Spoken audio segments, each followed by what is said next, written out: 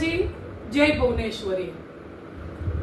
ભુવનેશ્વરી પીઠ ગોંડલ દ્વારા શારદીય નવરાત્રી દરમિયાન તારીખ 22 સપ્ટેમ્બર થી 30 સપ્ટેમ્બર દરમિયાન શ્રીમદ ભુવનેશ્વરી ભાગવત પારાયણનું આયોજન પરમ પૂજ્ય આચાર્ય શ્રી ઘનશ્યામદાસજીની અધ્યક્ષતામાં અને પૂજ્ય ડોક્ટર રવિ દર્શનજીની નિશ્રામાં માર્ગદર્શન નીચે આ આયોજન ખૂબ સુંદર રીતે સંપન્ન થવા જઈ રહ્યું છે। ત્યારે આપ સૌ ભાવિક ભક્તોને હું ગોંડલ ખાતે 9 દિવસ પધારી અને માં ભગવતી ભુવનેશ્વરીના આશીર્વાદ લેવા માટે નમ્ર અનુરોધ કરું છું।